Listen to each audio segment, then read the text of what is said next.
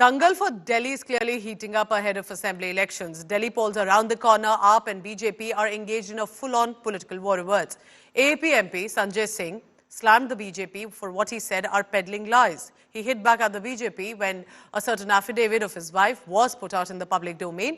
He has said that the one released by the BJP is from January and that his wife did vote in Lok Sabha elections from Delhi. He's called the Bharatiya Janata Party habitual liars and said that he's going to take legal action and file a defamation suit. Now, the response came basically after the BJP said that some Aam Aadmi Party MP Sanjay Singh, who's alleging his wife Anita Singh's name has been removed from Delhi voter list, is a voter from Sultanpur, Uttar Pradesh. She's not even a Delhi voter, and they put out an affidavit. So then they're questioning Aam Aadmi Party, how can a name be removed from Delhi list? And how and why are families being dragged into politics? Meanwhile, Delhi Election Commissioner has addressed Kejriwal's claims also about the electoral roll process and have added that the final voter list will be released for all on the 6th of January. Sanjay Singh ji दावा करते हैं कि उनकी पत्नी का vote कटवा दिया। ये उनकी पत्नी की फोटो है, ये उनका एफिडेविट है जो राज्यसभा चुनाव में दिया गया है। इसमें वो लिखती हैं एफिडेविट में कि My name is enrolled in 188 Sultanpur constituency Uttar Pradesh. अब पहली बात है कि जब आपका दूसरे स्टेट में नाम है तो आप यहाँ की वोटर हो ही नहीं सकते। ये सुल्तानपुर की वोटर है, इनके एफिडेविट के अनुसार ये खुद कह रही हैं। मई के अंदर इसी वोटर लिस्ट के आधार पे मई में लोकसभा के चुनाव में मेरी पत्नी ने वोट दिया है। सीपीडब्ल्यू सर्विस सेंटर नई दिल्ली विधानसभा में वोट दिया है अभी लोकसभा के चुनाव में। तो कम से कम भाजपाई मूर्खों और उनका जो सबसे बड़ा मूर्खाधीश है अमित मालवीय, जो मूर्खों का सरदार है, बुद्धिहीन व्यक्ति, उसको अकल नहीं है 5 पैसे की, ट्वीट कर रहा है सुबह से। उसको मैं कहना चाहता हूं, निकालो अनीता सिंह का नाम कहां दर्ज है। बीटीएम नंबर बता दिया तुझे। झूठ पे झूठ, झूठ पे झूठ, दिन रात झूठ।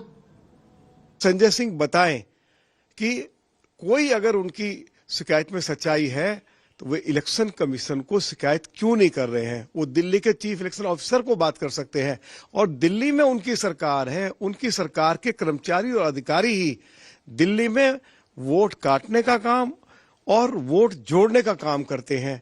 इसलिए इस तरह के निराधार आरोप लगाने बिल्कुल अनुचित है और मैं संजय सिंह से मैं मांग करना चाहता हूं कि उनको झूठ बोलने के लिए माफी मांगनी चाहिए और उनकी धर्मपत्नी के खिलाफ भी कार्रवाई होनी चाहिए। I want to bring in my colleague Piyush Mishra for the latest on that. Piyush, tell me more. What is right now the latest that has happened in this case? Because if the affidavit has been presented by the BJP, now what is the objection by the Aam Aadmi Party?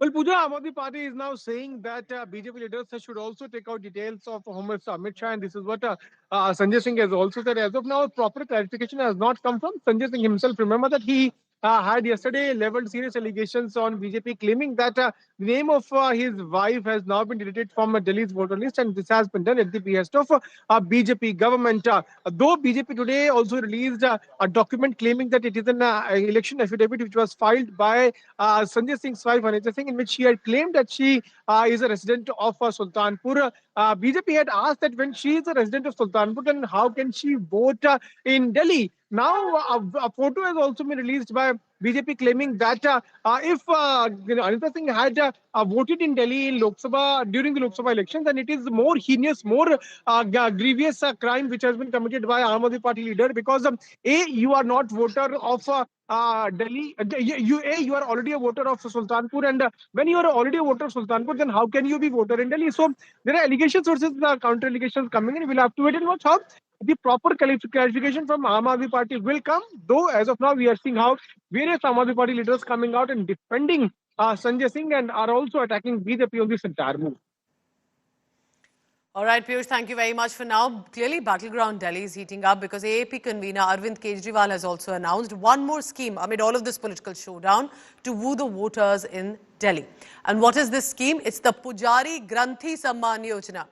Aam Aadmi Party has announced that 18,000 rupees salary would be given to the priests of temples and the granthis in gurdwaras in Delhi. BJP has jumped on this, taking a jibe. They are alleging that Kejriwal has been ignoring pujaris and granthis all this while for the past 10 years when AAP has been in government, but have been giving good enough salaries to all the imams in national capital. This comes as war words are peaking already about schemes and then the showdown over affidavit and more. Earlier, remember, Aam Aadmi Party's Mahila Samman Yojana was announced where 1,000 rupees were to be given to women beneficiaries. That also was targeted by the BJP and the Congress. AAP Supremo, meanwhile, has hit out at the BJP this time over the illegal immigration controversy. So in other news connected to Delhi, demanding Union Minister Hardeep Singh Puri's arrest, who was also the housing minister earlier, saying, and Arvind Kejriwal adds here, that he has all the data about Rohingyas. It was the government of the centre providing them all the relief and shelter. Hardeep Puri has said, our MLAs have been sheltering Rohingyas for votes, not the BJP. ये वही केजरीवाल और वही आम आदमी party है जो कुछ समय पहले कह रही थी कि हम लोग में भारतीय जनता पार्टी रोहिंग्यास को यहाँ लाए। ये खुद कह रहे थे, ठीक है। उन्होंने ये भी कहा था कि हमने पता नहीं क्या स्टेटमेंट दिया, हम सब क्लैरिफाई कर चुके हैं। ये सब इन्होंने किया है और ये इलीगल इन्फिल्ट्रेटर्स जो होते हैं उनको ये सेटल करा के उनकी वोटें बनवाई हैं।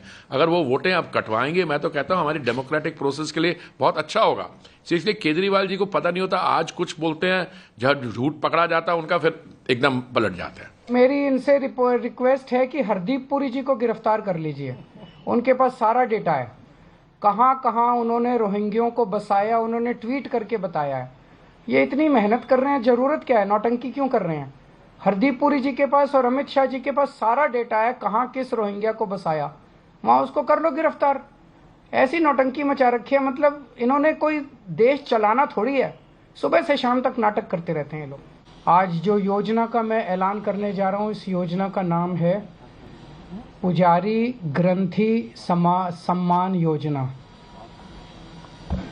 इस योजना के तहत मंदिरों में भगवान की पूजा करने वाले लोगों को पूजा करवाने वाले पुजारियों को और गुरुद्वारे में ग्रंथियों को हर महीने सम्मान राशि देने का प्रावधान है। आज इस योजना के जरिए हम इसे मैं वेतन या तनख्वाह नहीं कहूँगा, एक तरह से इनका सम्मान करने के लिए इसकी घोषणा कर रहे हैं कि लगभग 18,000 रुपये महीना इनको सम्मान राशि दी जाएगी हमारी सरकार बनने पर।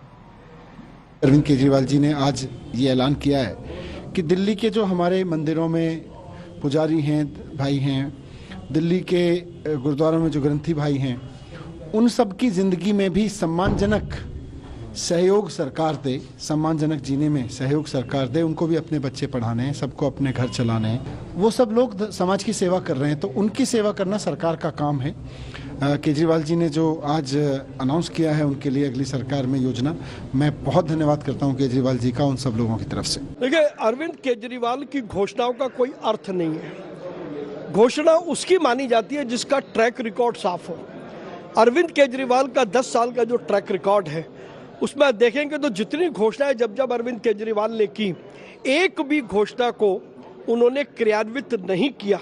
इसीलिए मैं अरविंद केजरीवाल को गजनी कहता हूं, क्योंकि गजनी चीजें भूल जाता है। ऐसे अरविंद केजरीवाल भी घोषणाएं करके भूल गए हैं। ये मात्र चुनावी स्टंट से अधिक कुछ नहीं है।